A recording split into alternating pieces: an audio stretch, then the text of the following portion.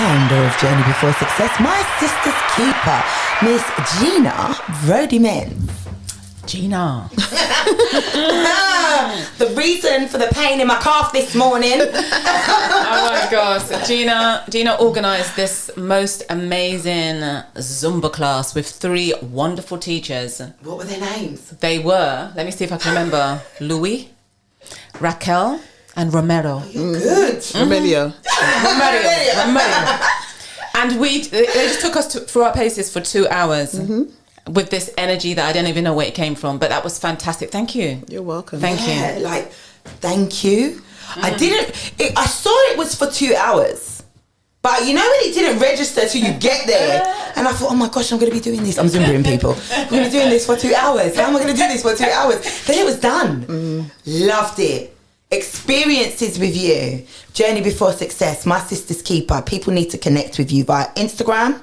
You're going to find out more about Gina as the show goes on, but first let's focus on the reason why we're talking this morning.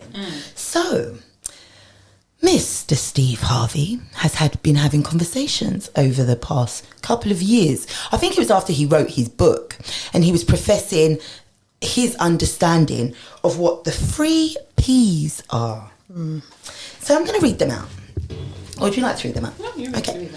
Provide, profess, and protect. Now, you're probably wondering what was he talking about, and what context was he talking about this in? So it's within relationships. Married relationships is what I believe he was talking about. But I think we can apply this to long-term partnership with your spouse, your significant other, whatever label you prefer. So he was saying that from a man's point of view, his job is to provide, profess, and protect his woman. And instead of it being a 50-50 thing, it was a 85. No. It was a 15-85. But I think he was talking in the sense of money. That's it. He was talking in the sense of money. And this did kind of cause a divide within I don't know if he was talking about just money though. I think he was. Do you think? No, but when I watched the 10-minute video, it was a little bit more. But I think that we got hung up on money in that clip. So what do you think the 85-15 was then? I think it was everything. Because when I hear him talk about Marjorie, he's not always... He's very intent in looking after her, but it's never just for monetary value. But I think the staunch feminists around us, all they hear is, oh, we don't need a man to protect us. Sorry, this is just my opinion, people. Don't come for me, or do, I don't care. But this is what I'm hearing.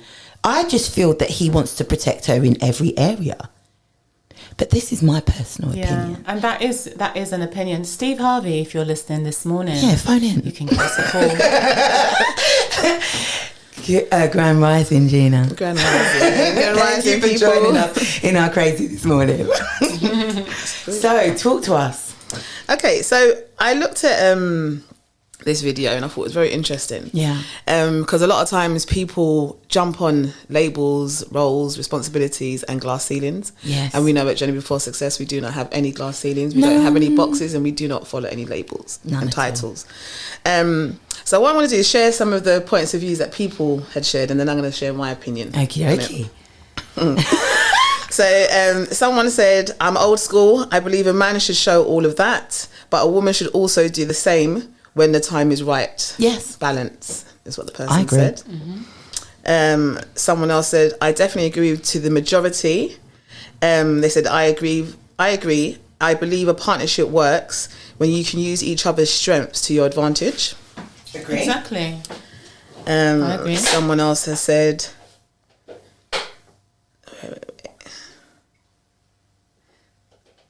I'm not going to read that one. Can I just say, though, the video is actually up on Gina's page and on A Real Sisterhood's page. It's on our last link, because this discussion actually caused a lot of tension, and it was amazing to me the amount of beautiful souls that I actually know that had different answers. Yeah, different views, became quite angry. I mean, to be honest, Gina, I was just like, that sounds nice. Because I saw it that Steve was saying that he feels that his job, or a man's job, but this is his point of view, is to provide, profess your love, look after all that, and protect. And I know there's been time in my life where I would say, hi Steve, yeah, absolutely, I agree with that. And maybe I would agree with that even now. I just don't happen to have a significant other in my life. Mm-hmm. I think this is fine. But I don't think it absolves me from doing the same. No, I don't think he was even saying that. No! I didn't see that. I didn't, because I listened to some more of his talks, and he has information. He talks about money, that there should be 4 bank accounts. The wife should have one, the husband should have one, and there should be a shared one, and there should be one for something else. He talks about all those things, but let you continue with those replies, those messages that you got. Guys, so you can clearly hear the conversations that were being had and the responses that were coming through. So someone else went on to say, I don't think that women have less choices. This is actually a guy's response. Okay. He says, I don't think that women have less choices. They just need to be more intentional with their choices. With this, you will find the right balance and the right man, with everyone thriving individually and as part of the relationship. I like that. Who are you? I'm telling you. And then someone else said, to be honest, I find it hard taking it in from Steve. They said, I believe that the term 50-50 has been misused and misunderstood in a way to help narcissists in a relationship. Okay. 50-50 is a good thing as it symbolizes us doing equal work, no matter the role, in the relationship and becoming whole. Interesting. I don't even believe in 50-50. I was just going to say that. I actually don't. I actually, it's 100-100. Yeah. All right. Bias in the building. Let's continue with the responses.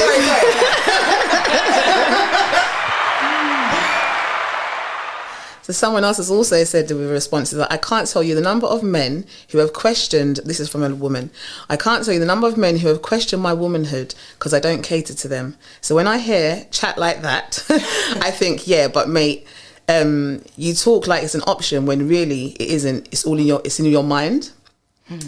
And then she's gone on to explain an example of a millionaire whose partner does the home stuff and they are living their best life and they fully respect that. Yeah. And I think from listening to the different people's responses, because again, someone else said that, if you can get the 3P's in a relationship, that would be perfect. Yep. And one of the things that I would say to people is that we have to always be mindful that this is actually a US perspective. Yes. And there's different cultures in the US compared to the UK. Very true. And the reason why I bring that up as a point is because a lot of people, their mindset and their perspective on things is based on a culture that we don't actually live in.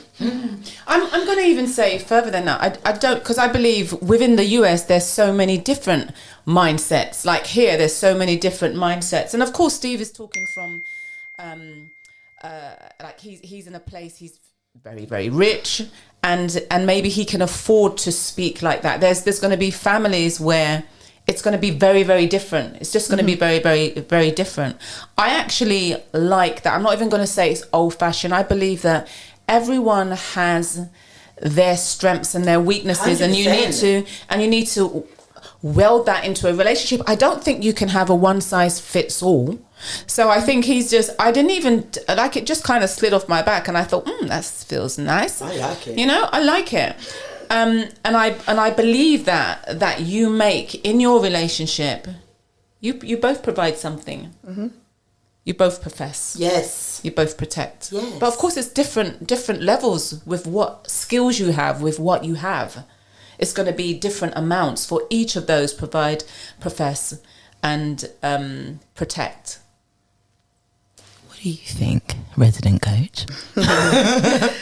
Me personally, I don't agree that women have less choices. Okay. Did he say less choices? He said women have less choices.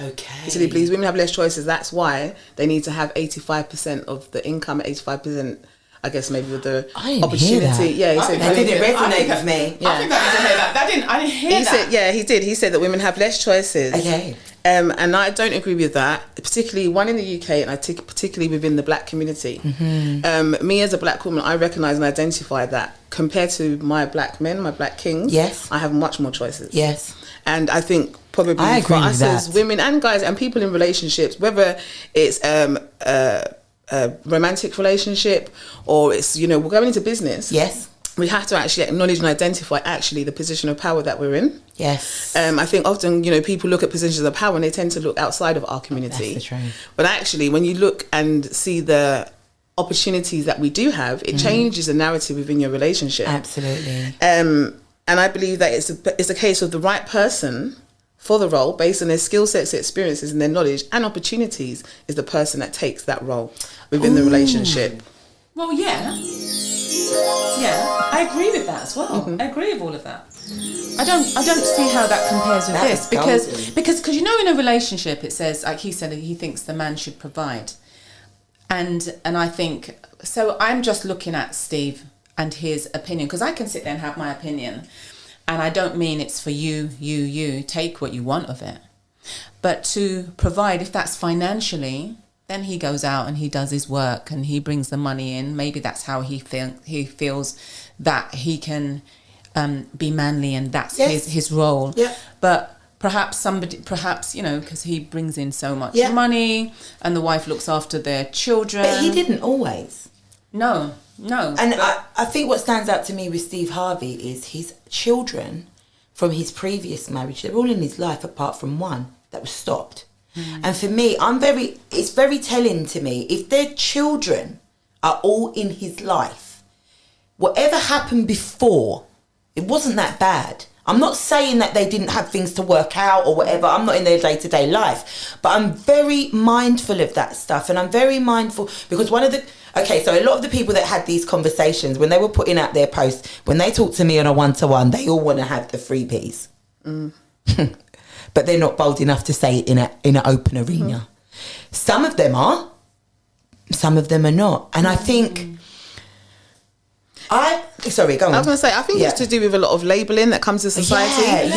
So for example, society tells women, you know, you can do it all, you know, and walk in your masculinity as opposed to your femininity. You know, definitely from the 70s and the Thatcher era, you know, women, you're independent, you can do this, you can do that. You don't need a man, to the point that actually you don't need a man to do most things these days.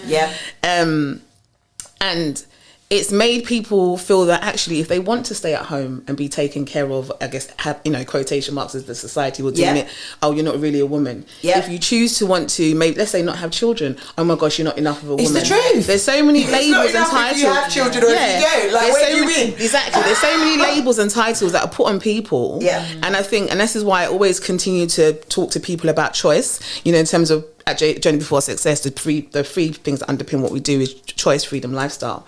And ultimately, there, as I say, no glass ceiling, no boxes. You don't fit into anything. You don't have to be put under any kind of label, because the reality is, it's your life, it's your choice. And I love you that. choose that. Yeah. And going back to the 3Ps, when, you know, out of the three, you talk about protect. Now that to me is a given. Everybody needs that space to feel secure, feel safe, and especially safe within a relationship. And I think that goes both ways. It's not just one person protecting the other. You know, and I want to stress this as well, because like I said, knowing the positions of power that we may find ourselves in as women, I've heard a lot of women pull their own men down. And actually, if you're meant to be protecting them, we need to be, it's not a physical protection, it's their mind. And it's for us to encourage them and build them up so that, you know, they can be the best person, you know, the best man, the best, you know, person for that you want to be in a relationship with. But if you, there's a scripture, and I'm not a particularly religious person, but there is a scripture that talks about a wise woman builds a house on a rock, but a foolish woman tears it down with her own hands.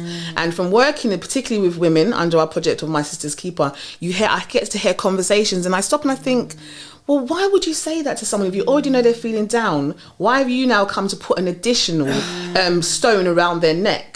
And I say this because we work with men, our black brothers within the community and, you know, in life, as part of our Descendants of Kings. So we have My Sister's Keeper and we have Descendants of Kings. And talking to the black males, this is where I hear their perspective. So I always get to see things from both angles. So they're, you know, very much about that protection, but they're thinking more of a safety thing, you know, protecting them from harm and from violence. Like we spoke earlier on about Razak. I look at Razak and I'm seeing him as a soldier in that march, just there to stand there and protect. So the girls know that he's there to protect them. That's right. You know, but then when he's feeling down, you can see them going, you know, they might talk to him and encourage him. And I see, you know, and like we're saying, examples from younger people. Yes. You know, to show actually what needs to be done. And that's where people get harmony. Absolutely. This thing when people say 50-50, I don't agree with 50-50 because there's never really a right balance that you can get. However, you can get harmony within any type of relationship. So that's the one. Gina, let me just like continue with your protection thing, because the reason why it's 100 because protection means more than physical, which is what you said. You know, if somebody can stop a wall from falling on you by putting their hand up but you can't, you know, then they're gonna do that physical thing. If somebody can protect you by just keeping you up in all the things that they say and profess about you and give you like protect you around people who may be saying bad things about you, to kind of cancel that out, to move that away from your life. There's protection in so many areas, so you protect in the way that you can, and that's what makes the harmony, isn't it? Exactly. Protection is more than and physical. we can link the protection in that sense then down to the profess, in terms of when people profess, you know, and profess in terms of showing how they love and how they care. Yes. Now, I tell people, come on, you need to stop and, you know, use a second set of eyes. Yes. And a lot of people want the love from somebody else, how they would love them. And I say to people, you need to understand the person's love language, because otherwise you're going to get confused as to whether the person actually loves you or not. Yes. And it's not because you might, for example, want to show displays of affection and be holding the person's hand. They may not want to do that. But anytime you may have an issue or problem, or you don't feel too well, they're going to show up. Yes. Yeah. So that's their love language. And the more that you understand each other's love language, harmony is there. Yeah, absolutely.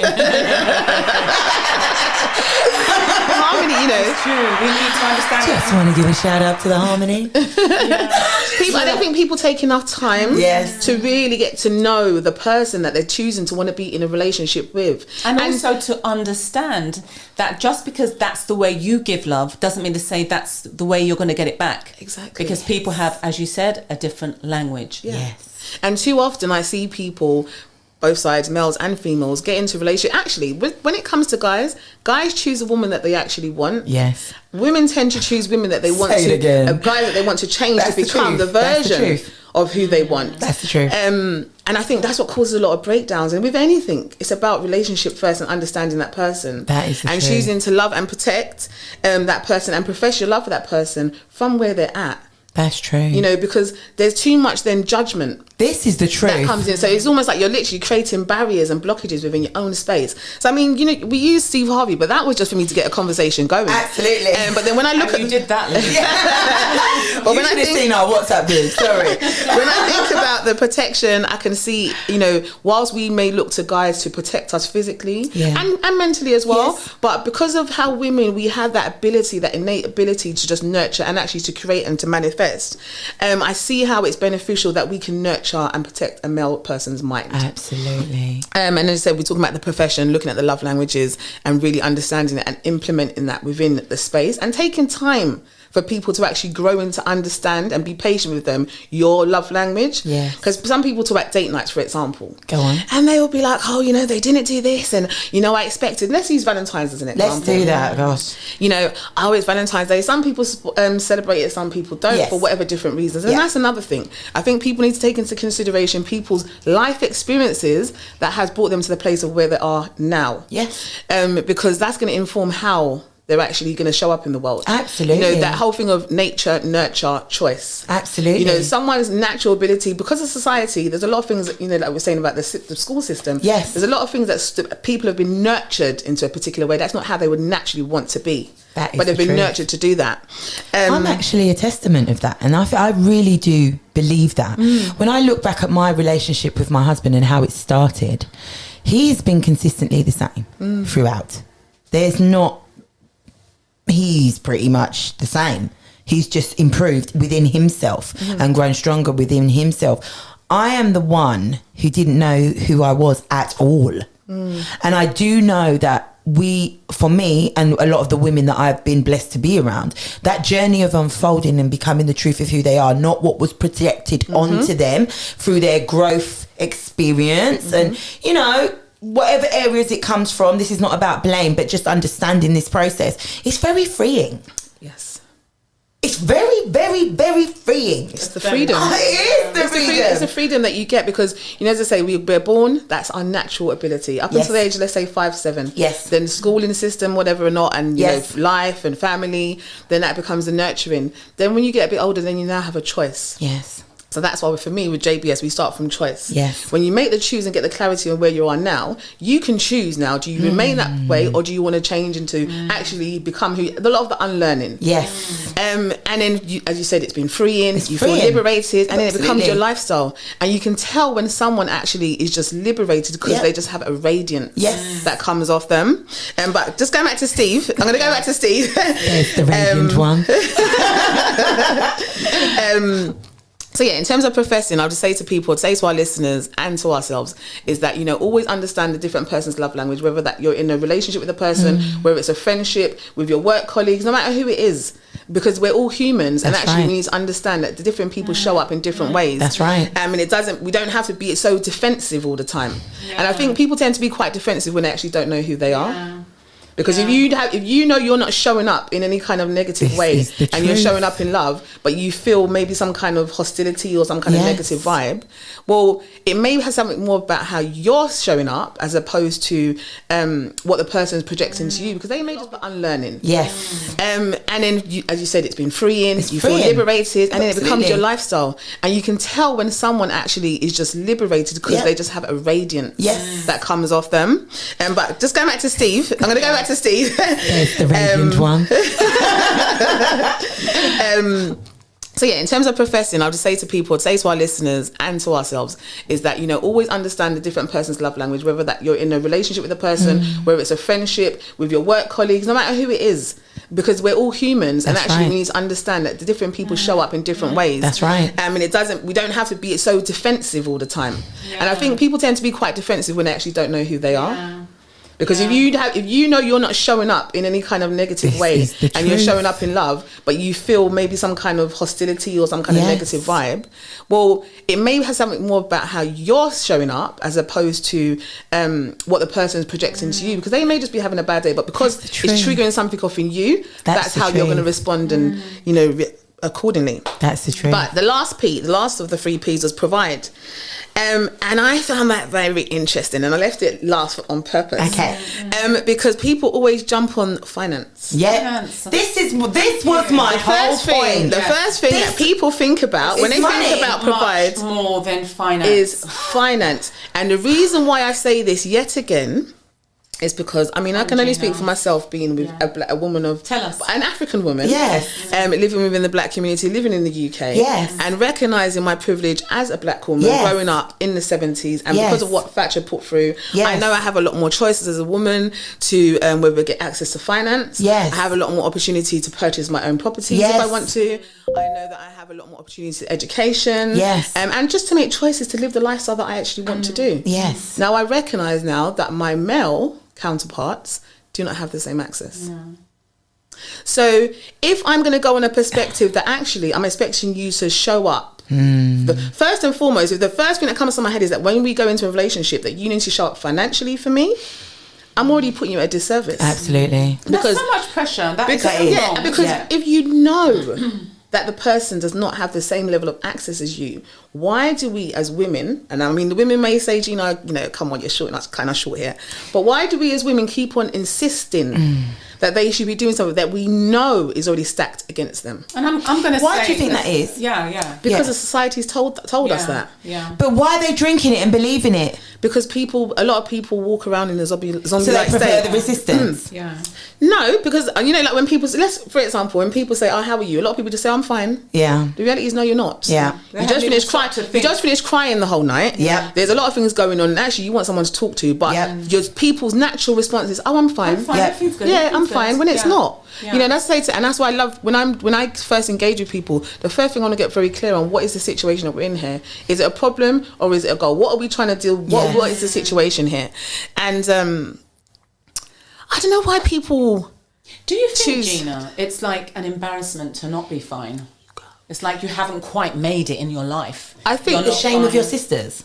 Ashamed of yourself? No, the shame of your sisters, as in living up to the idea of, oh, if I put up with this, what's Jane gonna say? Yes. Do you know what I'm saying? 100%. So people tend to live a life for the outside world as opposed to their home. Oh my gosh. When the reality is, the outside world is not coming to help you when you're in a problem. The outside world is not perfect either. No, they're not, because they're not all right. Everyone, Instagram.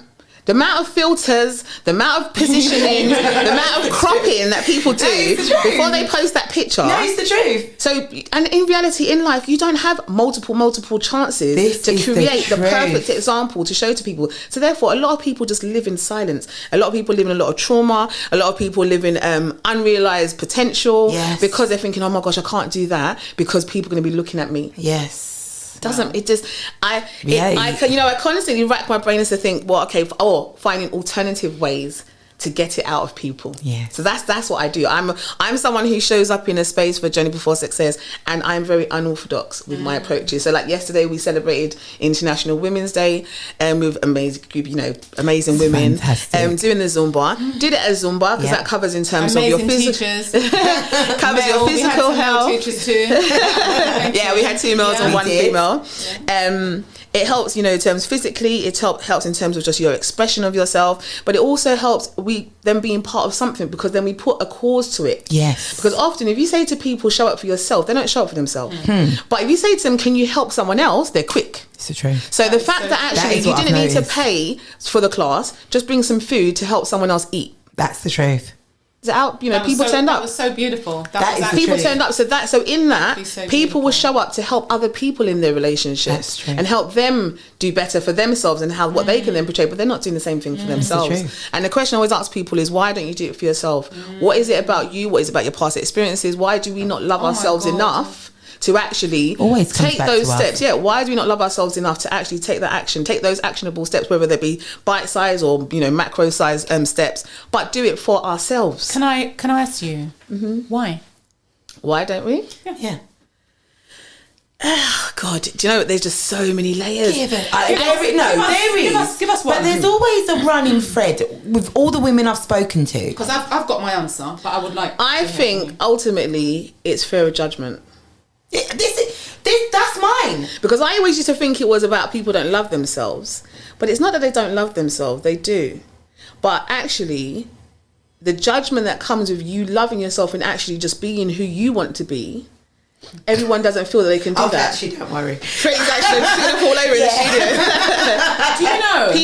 People feel that they're just judged all the time. Like, people don't allow people to just be themselves and accept them for who they are. That's the problem. So even in relationships, people don't want to accept people for who they are. They want a version that they want to be. So, like this whole thing when people in relationships and they want their partner to be taking pictures they can put on Instagram for who? Yes. Who do you want to put on Instagram for who to like and share? Who?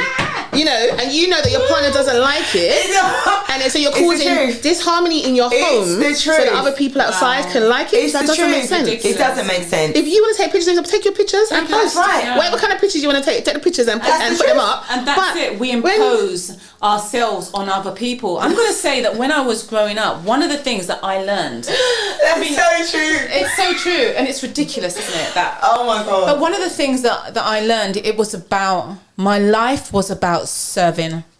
It wasn't about me. It wasn't about me having fun. That's selfish. Go and do that for auntie and for sister and for this and for that, all this stuff. I grew up in a Dominican family.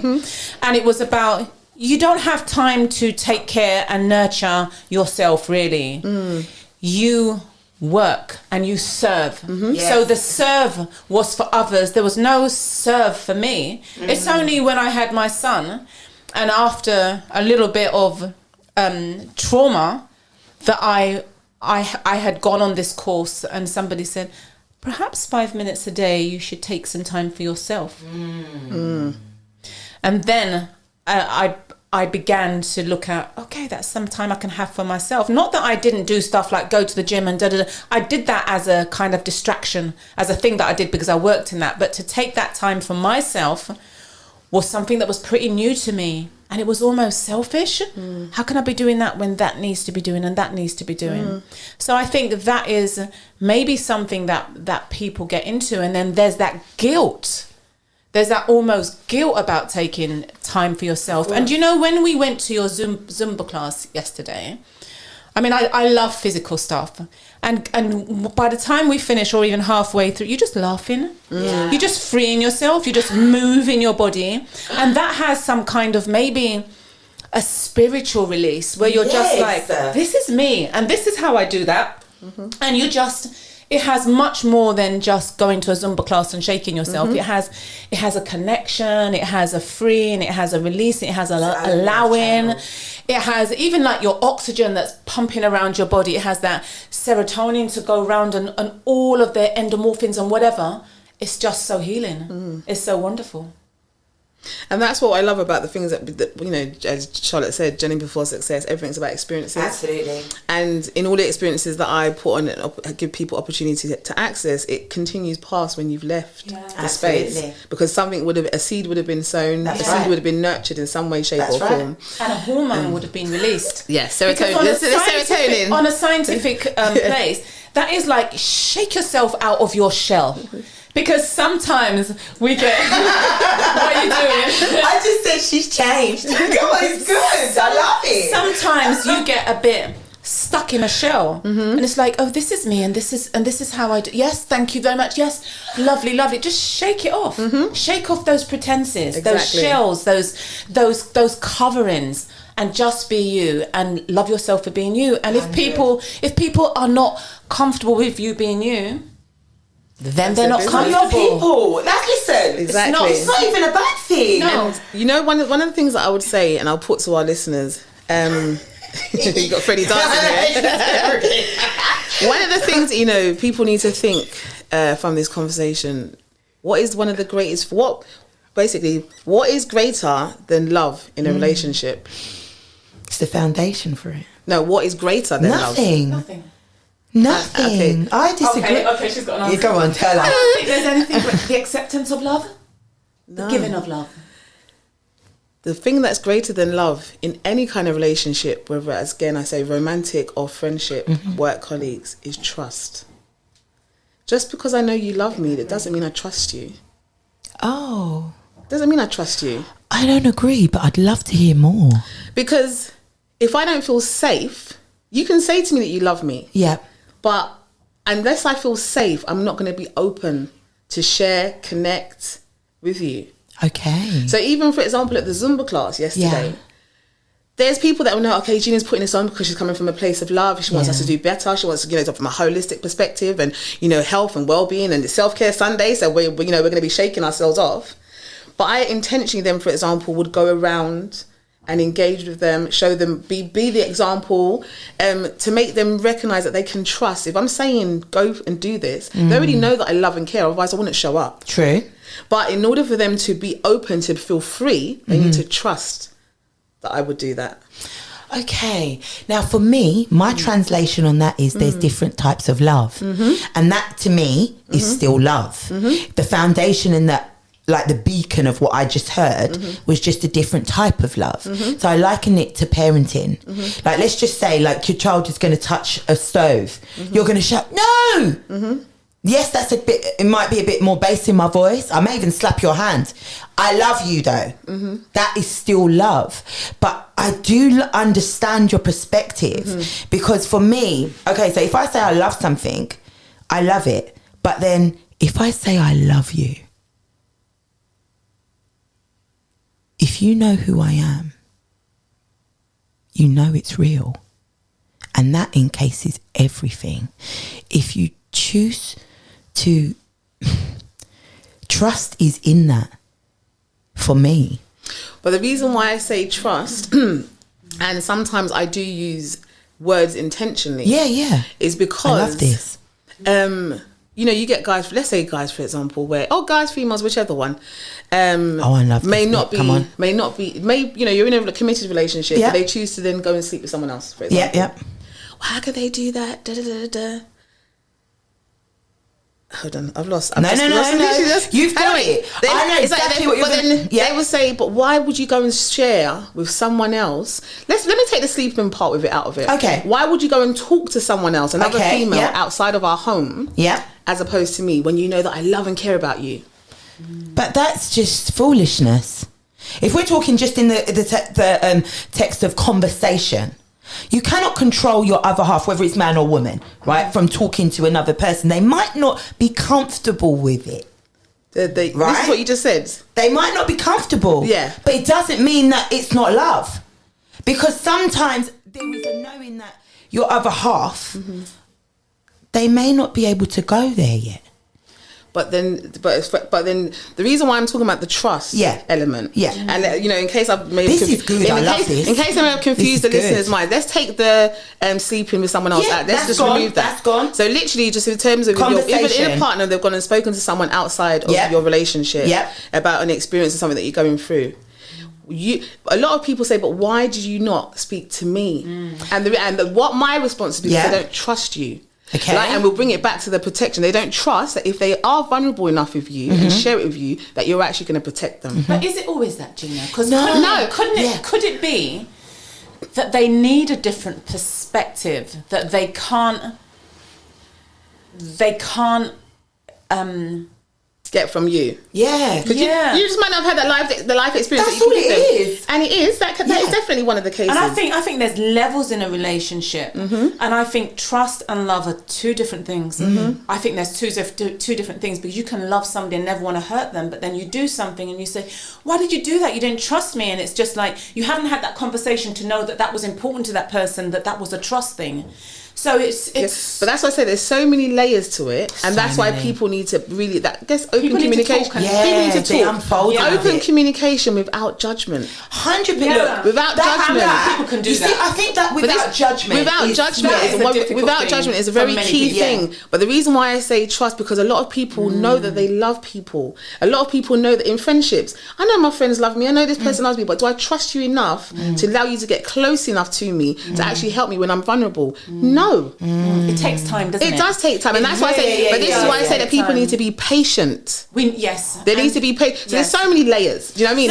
There's so many layers, and that's why, for example, as when I'm coaching people, there's so many layers to it, and I keep on saying to people, recognize where you're at, where you want to go to, and be committed to the process of the understanding and the unfolding. And just saying, in terms of as relationships, people tend to grow apart. One person's doing personal development, the other person's remaining stagnant in their mind and their perspective on what they think it should be, and they might be living for the Joneses and all the likes on Instagram and social media. But actually, the other person is actually doing work on their inner self, developing. Because ultimately, I say that when we're into us here being on this plane and on the earth, it's about self mastery. Absolutely. So the reality is, the more that you're doing your own personal development.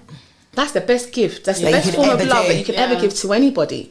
But then again, people tend to do that in isolation and not together. True. Communications need to be had, and people need to stop trying to change people. And because the reality is, no one's going to come into your space unless they're supposed to be there. This is the truth. And this is why I say to people, ask yourself the question, well, why is this showing up for you? Why, how is it? How can this actually support? How can this enhance maybe your life experience? That you need to learn the lesson that you then will go on to share with other people. Absolutely.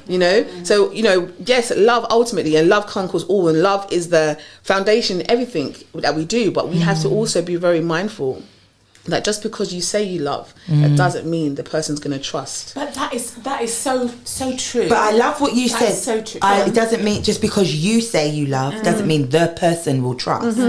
That to me, when I hear that, is a reflection of how they feel.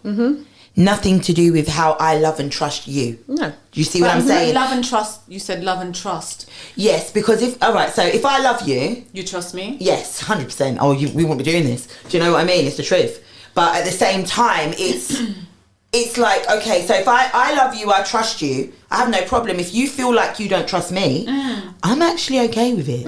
I'm actually cool with it. I can still love and trust you because I'm in such a place in my walk. But this is for me just speaking on myself, in my walk, that I know that it's easy. But when I say trust, and even based on what you're saying there, it's not a case of that. I would say that it's not. Let's not look at. And I'm not saying this is how you're looking at it, but let us understand that not trusting someone doesn't mean that you think the person's going to do you harm.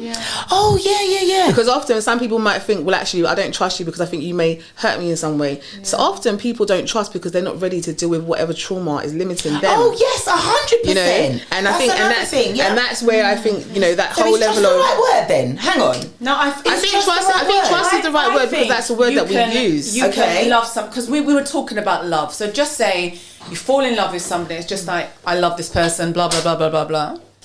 And then you don't continue to have conversations and grow together.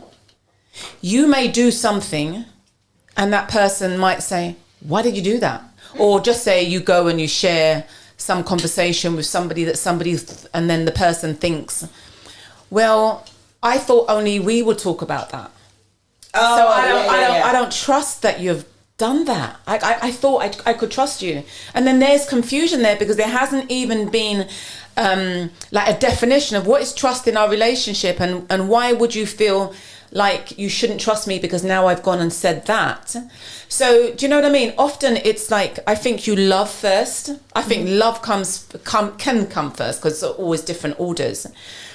And then you grow by self-development, getting to know each other, getting to know, okay, I like this, I don't like that, and I don't like that because this happened to me when I was whatever, and this makes me feel like this. And it's about talking and growing, because often you can love something, you do something that hurts them without even trying. Exactly. Oh, gosh, and so they don't trust you. Yeah. And it's like, well, there's a confusion there now. We need to have a conversation. And if it's an exercise. Yeah, and if you are open to learning and growing, you can sit down in love and just talk it out.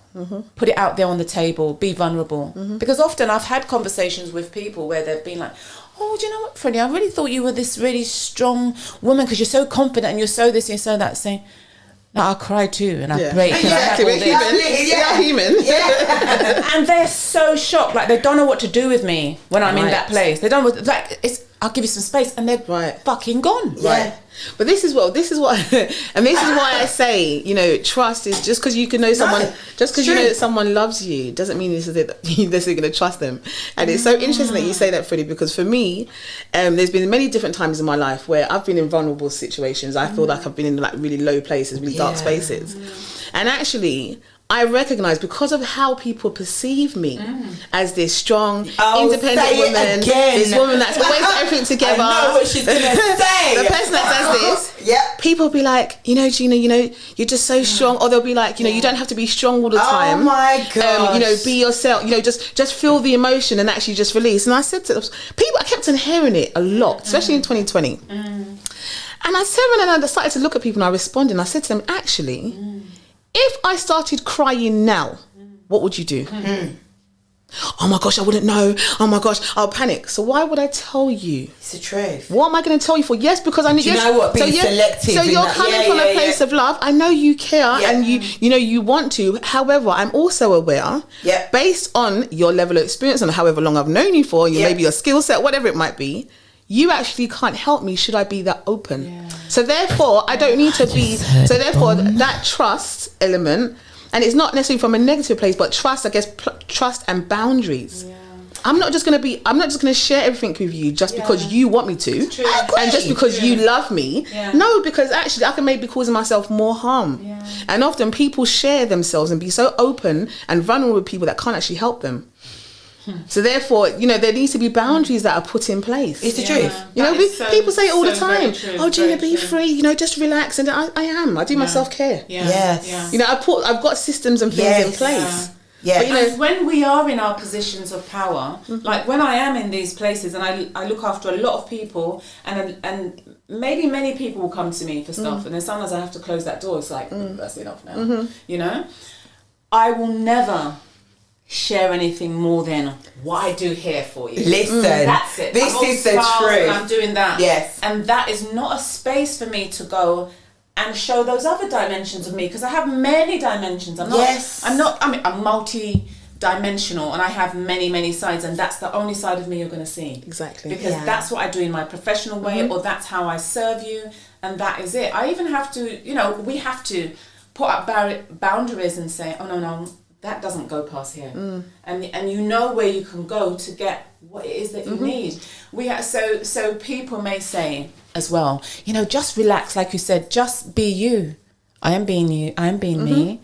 I'm being what I need to give you. You don't need to know about all those other sides, because that's not your business, or it's not what I'm there to do. Yeah. That's not what our relationship is. It's not what the and that's why I say often is. People want the relationship that they believe it should be. Yes. Not actually what maybe the benefit of the connection is. Yes. Often people be like, oh yeah, but because they had, for example, we went away recently, we went to Cape Verde, and we had so many people liking our pictures and saying, oh my gosh, would have loved to have been there. I started laughing because I was thinking, why would you think that I would go on holiday with you? Now I'm not saying that to be snobbish or any kind of way. No. But often people have this illusion of because of what it looks like. But for me, everybody, I don't sit down with everybody. I have different environments in which different versions of Gina shows up. But I also recognise that actually there's so many versions of me in the world. And it's only, for example, I've been writing my book, and actually I'm in the process of writing my book, and having different people read over it and share me back with their feedback and comments, I realised like, oh my gosh, there's so many versions of how people see Gina in the world. Now it's almost like, oh, I need to be more mindful, because it's not that I'm not being my freeing self, but I also see who I am to that person. So I have to be more, I think I've been more intentional in terms of how I show up, because that also can cause trauma to that person. When some people say that they're so let down because they've put that person in a position. Not that the person put themselves there. But then we have to be, and that's why I say that in working and being professional, let's say we work with young people, we work with people who are vulnerable, understanding our position of power and actually how that has a ripple effect on other people. Yes. We have to really understand how we show up. Yes. But with everything, it starts with love, it starts with relationship. And we just unravel us so. One of the things that I want to share about love, that if you are, just say you're in the position of giving something to someone because you love them, and you just give them what it is that you love, but you haven't even thought about what that person loves, then is that even love? Selfish. It's so selfish, and it's not as if that person didn't know.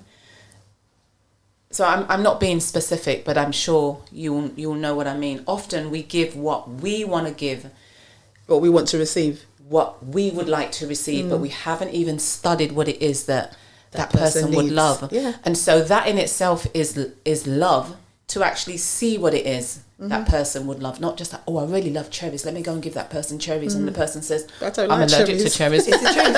It's I don't like cherries. You know what I like. Yeah. No, it's the truth. Yeah. That is golden. And when people say there's a young lady that I know, and she loves everything. Everything about her is orange. Yeah, everything about her is orange, literally. So if I'm ever thinking about buying a gift, I can literally before you see a pencil. Yeah. And as long as it's orange, she's gonna love it. But because I've seen something that's just silver and it's diamantes, I'm thinking, oh, that'll be nicer. Yeah. But no. Nicer for you. Right? Yeah, exactly. Who is it nicer for? Yeah. And I think that we really just showing up in the world, we just need to actually take into consideration other people. It's the truth. It's not about us. We already can do for ourselves. But if we're saying we're here to come and support, encourage, pour into other people, if we want to, the 3P's, protect, provide and profess, not just in relationships with everybody, wherever we go into, actually it's about seeing people for who they are. It's the truth. And often people say, oh, but, even when people throw this thing out, oh, I don't see colour, to me that means you don't see me. Yeah, absolutely. When people want to put, and that's why I don't, that's, exactly. And if people don't... But that's a choice. And if people don't go with labels, people, that's what I say to people, let's not use you can use maybe labels to identify, but not labels to oppress. Yes. Because when people would say, for example, me and my sister at school, often people say, oh, you lot don't, where are you from? So when we say my dad's from Africa, oh, you don't look African. So I used to hear this all the time. And I'm like, well, what does an African person look like? So then to me, even now as a woman, if you don't look at me as an African woman first, that means you're not recognizing my identity. You're not recognizing my culture. So then when I open my mouth to speak, you're not going to understand where I'm coming from. When people talk about like so much stuff happening, as we know, within the community and around the world, for example. And one thing that I will say to our listeners is that if you remove a crocodile, if you take a crocodile out from a lake and put the crocodile on land, what is it? Still a crocodile. It's still a crocodile. So no matter where I go in the world, whether I'm on the continent, whether I'm in Europe, in the USA, wherever I go in the world, I am still an African woman. Amen. And I require everybody to see me as such. So when you show up to want to protect, profess and provide, understand you're doing it for an African woman.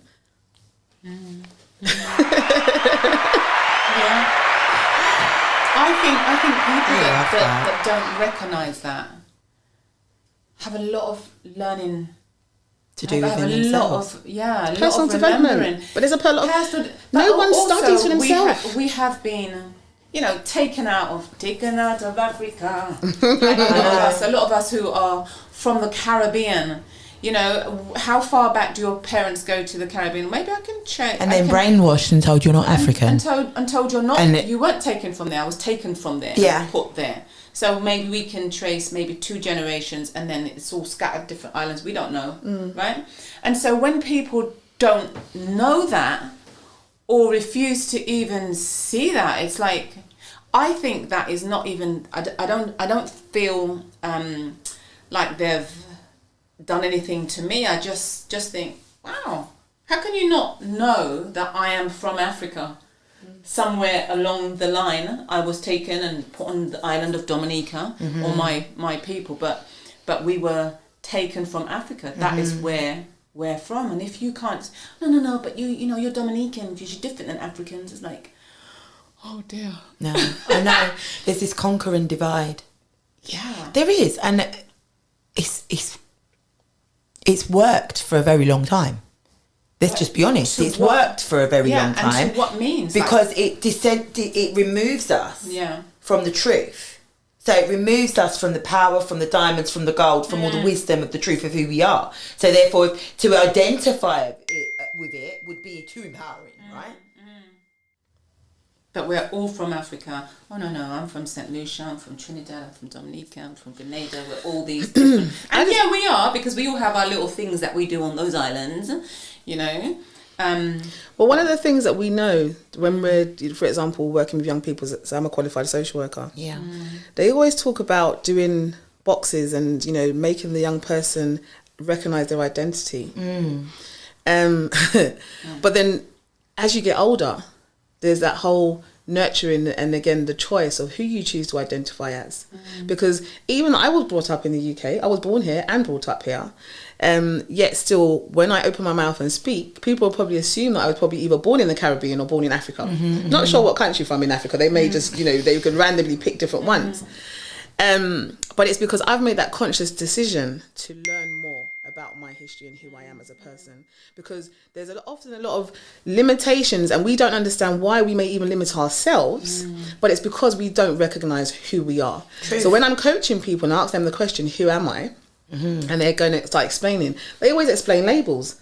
That's what they will explain to me what they do. They explain what they do as opposed to who they actually are. Absolutely. Because it's almost like, okay, I want to find out, well, who are you? But actually, how do you show me how you show up like as that person in the world? And if there's such a disparity between the two, how can we bring them closer? Together. That you're more authentically showing up as your authentic self to people that see you. Because I say to people, I'm always delivering and actually supporting people from a place of love.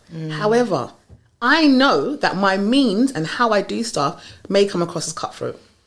But in that moment, that's just what I think you need. Yep. That's what the situation in that moment needs. And there's a space for it. There is a space for it. But then people will come to me as a coach because they trust that what I'm saying and how I'm coming across is actually going to benefit them in the long term. It may be uncomfortable.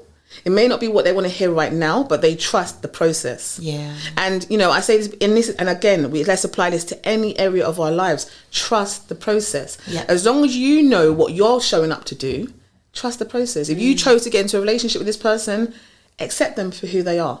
Not try and change them to who you want them to be. If you chose to go for a job, a lot of people, for example, pray for jobs. You know, a lot of people will pray for a particular job, then they get the job, and then they complain about the job.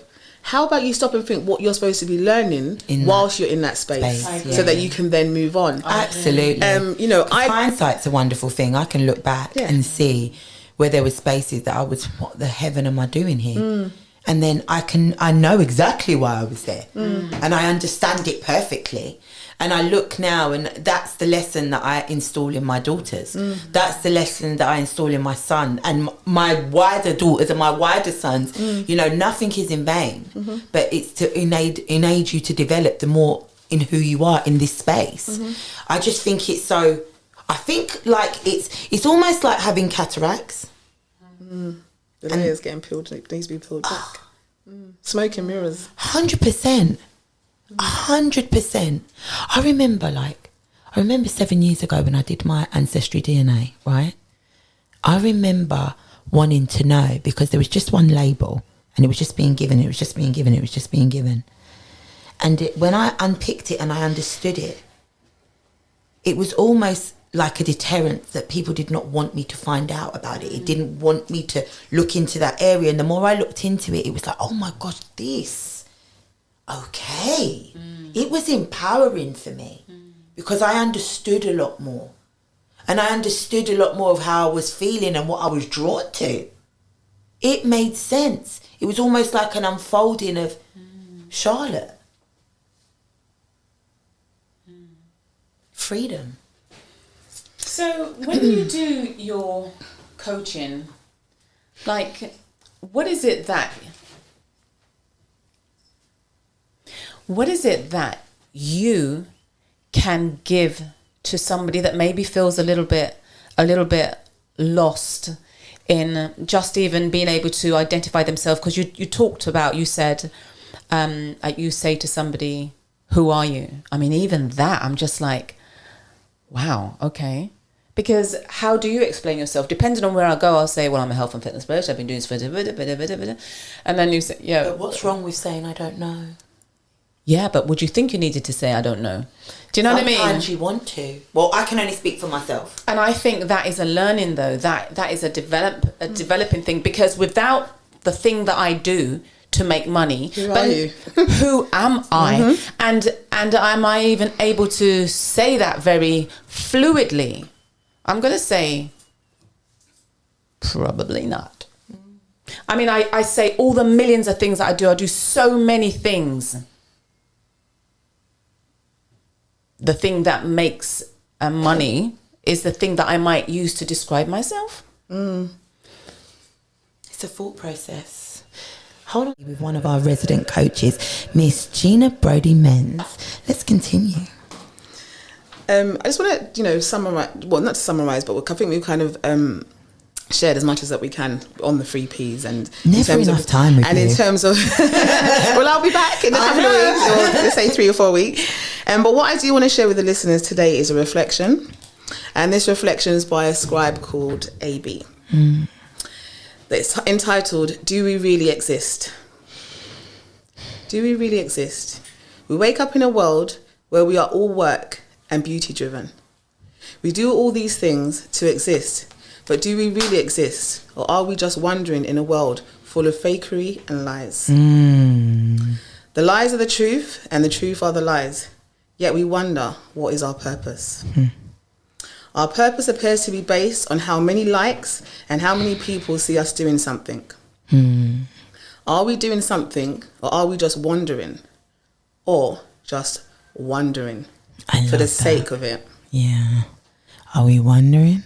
Or are we just trapped? Or are we just trapped in a temporary awareness, and because of that, we see no light and no dark, but yet we can differentiate night from day? We have a thinking cap. It's our brain. But we don't use ours. We use someone else's. Say it again. We have a thinking cap. It's our brain. But we don't use ours. We use someone else's. Because people's thoughts come out and then their stress becomes our stress. Oh, my.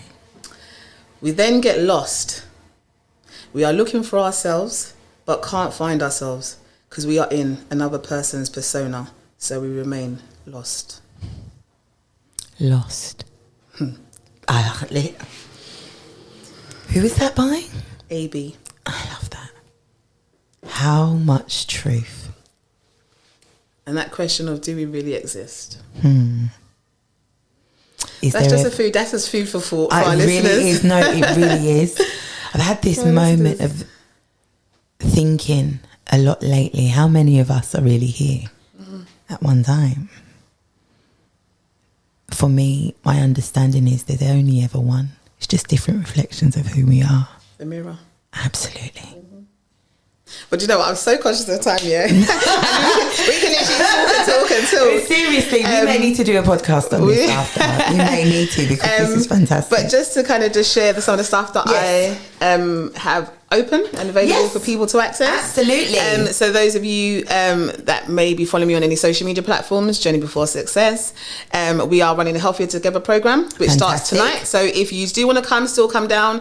It's going to be at the Concourse Centre, 6:30 till 7:30. Brilliant. It's kind of similar to the GP referral scheme, but they're coming straight through Journey Before Success. Fantastic. And it's for both men and women. Brilliant. So that's going to give you access to the gym do they for need free. to sign up to anything? If they just want to turn up, no, just turn up today. Some people have sent me the contact details, but as I said, you can just turn up today. I'll be there 6:30. Concourse Centre, E9 5PP, and I shall see you there. But one of the really things I just want to get out there is a project that's going to be coming up. I'm so I'm excited about it. Let's talk.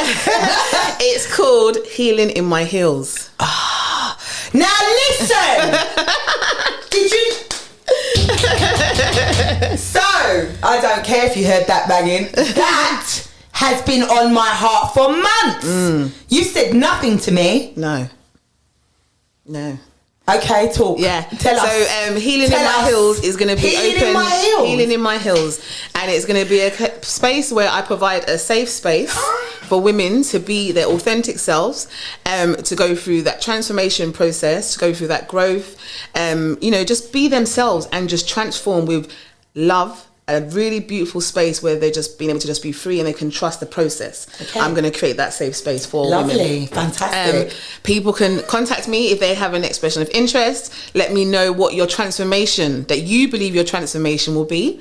And it's not just because somebody wants to take part in the project or the program that they can. I will be doing a clarity call assessment breakdown on in terms of just to kind of assess whether you're actually at the point of where you're going to take the right action steps or not. Because a lot of people sign up for the gym at New Year's, but I posted this yesterday. after a week later they're not going to the gym. Yes. So I want to do the assessment to ensure that you actually are at the right point to take the necessary action steps. And it's fully funded by the National Lottery. Fantastic. So we managed to secure some funding, so it'll be funded over a period of 6-month period. So hit me up if you are interested in taking part. So how so does they can it contact work? me. So basically people contact me with their expression of interest in terms of wanting to take part in the project, in terms of the program. Is it online or in person? They just email me to contact and then we'll have a conversation from there. Yeah, they can have a conversation with me from there. Brilliant. Yeah. Healing in My Heels. And we've got other stuff coming up in terms of waist speed challenges. It's going to start in April. So everyone knows. Your walking group. Yeah. So in terms of everyone knows, Journey Before Success, our year starts in April. So we're now wrapping up our year. Yeah. 31st of March is the end of our year. And actually the people that attended the Vision Board experience in January, a lot of people's things are already coming to pass. Yes. But now for those of you that did attend, now's the time to be sowing those seeds because it's the new year, things are starting to bloom. So we'll be doing a waist speed challenge starting in April. Again, if you want to take part in that, hit me up. We will be doing we continue to do our walking group on a Wednesday evening. Fantastic. 6 till 7:30. Is that men and women or is that ladies only? No, that's ladies only. Okay. Yeah, the women group is ladies only. And yeah, going to be doing a lot of different challenges throughout the year, getting out your comfort zone. And there's just many different things that we were doing. And as you can tell from how I talk, I am very unorthodox in terms of how I do things and the approach.